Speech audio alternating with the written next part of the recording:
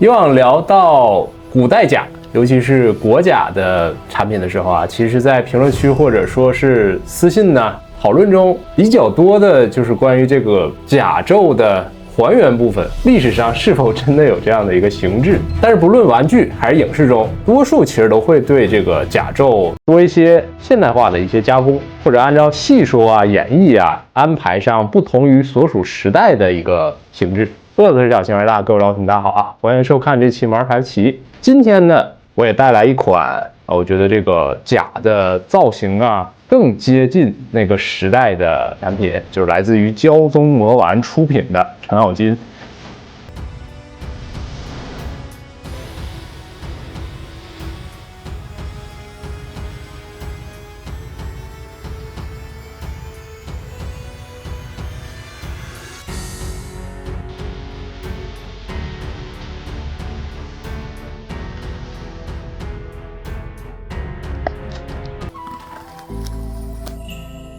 这包装啊，和上一个岳飞比较相似，根据那个时代的花纹做一个封面的背景啊，带点异域风情啊，这个唐朝的风味儿。上面这块瓷器盖板，内部能看到这个应该是西安的叫武士出行图啊，也是这款甲在设计的时候能参考的最重要的史料。艺术加工相对少一些的啊，就大家推测来讲，这个应该是更加符合当时真实这种士兵的一个状态的。拿出来的话，还是先看这个甲啊，因为不是那种偏演绎啊，或者说影视的风格，整体的造型还是比较肃静一点啊，比较严肃的，更接近于古代实战中的那种啊。隋唐交界的时候，所谓这个唐甲还会继承一部分隋朝的那个形式啊，像这个披帛部分这种三角形啊，下端尾端是尖尖的形状的，就是很典型的隋朝那样一个形制，套用到程咬金这样一个人，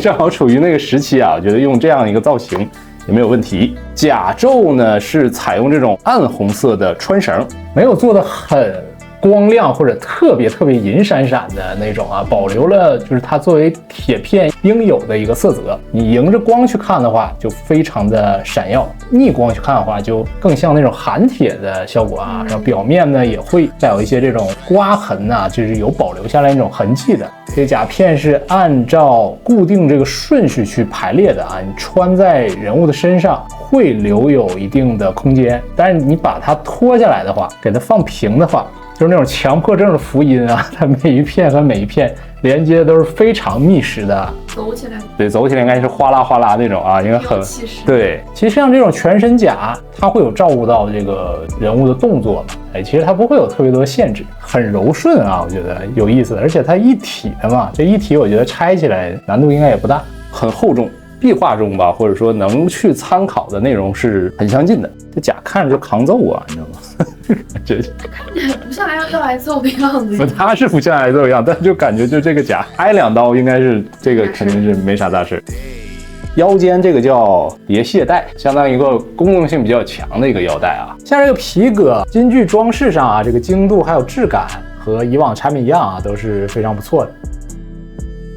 头雕部分还是会有一个铜制的发髻，直接吸附在头顶就 OK， 有点像姜武的那种啊，有点像啊。然后这次呢还用了可动眼，拆掉后盖的话就可以调节，它这个眼眶的厚度会有一定的减少，眼球在里面这个一体性更强一些啊。调整好之后，我觉得有一个不错的效果展示，算是挺明显的一个小进步。头盔部分也是参考那个壁画中啊，边缘处也有一圈啊，像这种皮质的包边，像是铁片分半铆钉打造的一个造型。下方这个盾像呢也是一体的结构，还挺方便的啊，你就不需要自己再去系带去调整。戴好这个盔帽，直接嵌套就可以了，刚刚好啊，不会有太多的一个松动啊或者左右窜的空间，挺好的。正上方也有这样一个羽毛的饰品，直接插入就可以了，挺帅。如果你觉得这样还不够野性的话，它还搭配了一个豹纹的围脖，脸都挡住了。它就是要挡一点脸，这个毛皮效果还不错。披帛下方这个垂下来这个毛啊，也能做一个呼应。武器搭配上，首先那就是程咬金最著名的龙雀板斧。相比于整个全身甲来说，这个造型就更加夸张一些啊。上端斧刃包括这个龙首的造型呢，都是金属材质，刃部有一个比较重的磨损啊、摩擦、做旧的效果。征战痕迹。对，就战斗痕迹比较重啊。中间黑色的实木的杆子，尾端呢有金瓜的这样一个造型。他家做这个武器，我觉得一直是不错的啊。然后是一杆铁戟啊，实际上按照唐朝来说，好像戟就不是一个大规模列装的武器了，更多是采用一个类似于礼器啊，战场上相对会少一些啊。所以呢，这次在前方这个刃部呢，也能看到它做了一个更加有艺术感的一个造型。这种应该叫跛字戟或者叫那种揪字戟啊，上方也用了很多好看这种弧度啊，而且采用了一个发金色的啊，让看起来比较高贵。搭配程咬金的话，更多的是对他身份的一个彰显。我最喜欢的还得是这把环手刀啊，根据这个唐朝的很多特色做了一些设计啊，木质的刀柄上能看到类似于漆器的画作，好看的造型。柄部虽然不是那种缠绳，用这种纯金属的结构，但是刻画的依然很细致。拔开的话，刀刃处这个寒光寒芒啊，我觉得很漂亮。它这个产品认定2款的话，还会附赠一面盾牌，算是赠品啊，但是完全金属的结构。盾牌我还是挺喜欢的，有这样一个狮头的造型。对于这款产品的话，我是很喜欢它一手拿刀一手拿盾的这样一个造型啊，更符合那种唐代武士的样子。产品搭配的手型部分，整体涂装是比较重的那种啊，更能还原武将那种会有一些粗糙的皮肤表现。当然还是啊，就是合缝线如果能再少一些，观感上会更好。布衣方面，额外搭配的蓝袍看起来比较贵重，织物的效果也不错啊。2层的设计，内搭和外面做了不同的花样。这套的话就更多是卸甲的造型，更常服一点，常态一点。和蓝袍搭配的深红色皮质护臂，整个这个造型就是卸甲后的，当然还是保持这个武将风范的一种。这2种造型以外呢，豪华版本会搭配一套朝服啊，根据这个官俑去考据的啊。首先是这个啊，荷官。可能我停留的这个一些朝服的造型啊，都是明清啊，或者说宋朝往后的啊，都是那种。咱实际这个唐朝化，对对，实际唐朝化还是会融合的文化更多一些。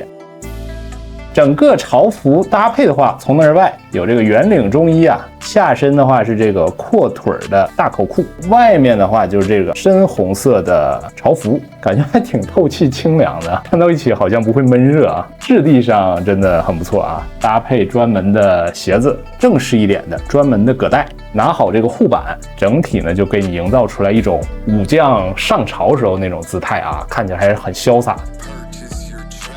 整个这款人偶给我的体验的话，就是它会参照好多唐朝时期画作呀、陶偶啊所描绘的造型啊，再去还原到一个实际的产品中。虽然说在制作过程中肯定会根据工艺啊，还有现代审美做一些调整，但个人觉得已经是非常考究的了。和夸张的演绎风或者影视风不同啊，这种更注重还原的古代兵人会给你更强的真实感，更像是一个实际就会有的历史人物。如果你更喜欢考究一点的，贴近于可能史实中的这种形象的话，我觉得这款产品实际在呈现上来讲，也有结合这个人物本身去做了一个考量，在针对于他所处的这样一个时代，搭配上这一套甲啊，我觉得这也是能够去对应上的。以往的话，可能大家会觉得演绎风格的或者有影视基础的这类产品会能让人更加带入角色，但是实际这种注重写实风的玩具，在你了解之后，同样能够找到很多带入的这些设计啊，再去和文献吧，或者说这个书中的内容去做一个对应。最近也自学了一些，虽然讲的不一定对啊，但是我个人觉得也算是另一种玩法啊。